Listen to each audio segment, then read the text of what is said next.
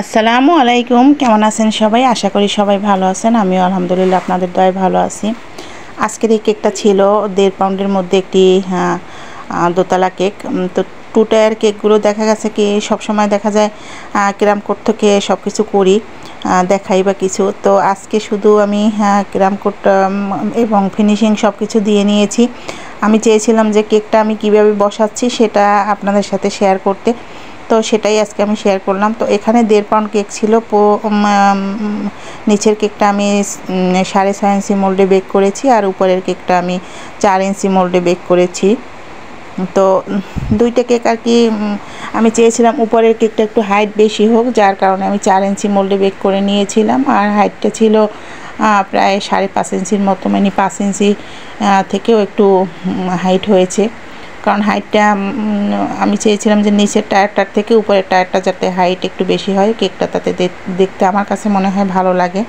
তো তারপর আমি স্ট্র দিয়ে দিলাম, আর স্ট্রর সাহায্যেই কিন্তু আমি কেকটা একটা প্যালেট নাইফ এবং একটা স্ট্র দুইটার সাহায্যে আমি বসিয়ে নিয়েছি। আর এই ফুলগুলো তো একদম ইজি করা। তো আজকে আমার কি হয়েছে জানি না, ফুলগুলো করার সময় আমি চেয়েছিলাম ভিডিওটা করতে, তো ভিডিওটা আমি একদম অফ করে রেখেছি। তারপরে আর অন করতে আমার একদম খেয়াল ছিল না। আসলে দেখা যায় এরকমই হয়, যখন একা হাতে কাজ করি তখন একসাথে দুইটা কাজ করলে দেখা যায় এরকম হয়ে যায়। তো আপু বলেছিল যে কোনো মানে তার কোনো মানে রেফারেন্স কোনো পিকচার ছিল না, শুধু বলেছিল যে আপনি একটু কালারফুল রাখার চেষ্টা করবেন আর কি।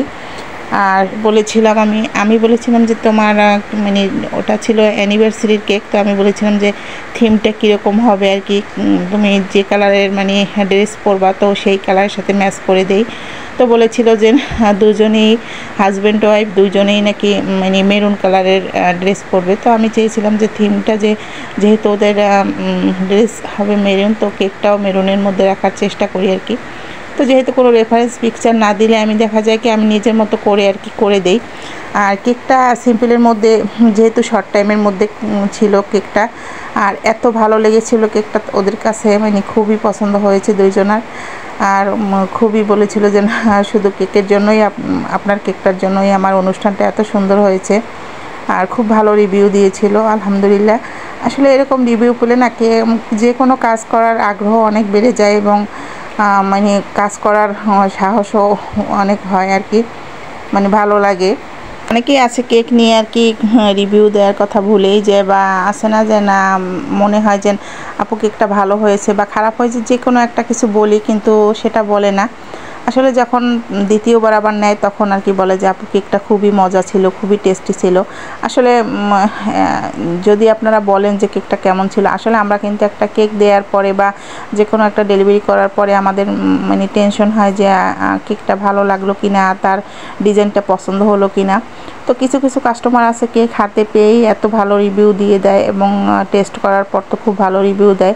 কিন্তু কিছু কাস্টমার দেখা যায় ওই যে কেক নিল আর খবর নেই, তারপর দেখা যায় কয়েকদিন পরে আবার যখন নেবে তখন বলে যে কেকটা খুব ভালো ছিল।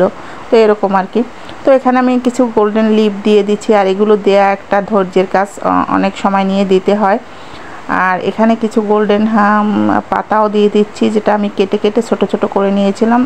এখানে আমি অন্য কোনো কিছু দিব না, শুধু গোল্ডেন আর এরকম মেরুনের মধ্যেই রাখবো আর কি।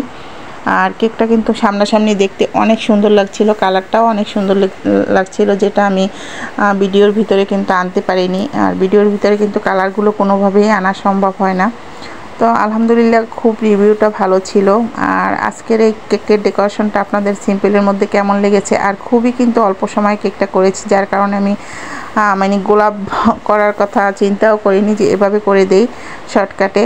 তো আলহামদুলিল্লাহ কেকটা যে এত ভালো লাগবে আর এত সামনাসামনি এত ভালো একটা লুক আসবে আসলে আমি কল্পনাও করিনি। তো সবাই আসলে এই কেকটা খুবই পছন্দ করেছে।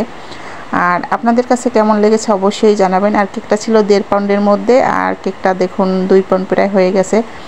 তো সবাই ভালো থাকবেন, আবারও নতুন কোনো ভিডিও নিয়ে হাজির হয়ে যাব। আল্লাহ হাফেজ।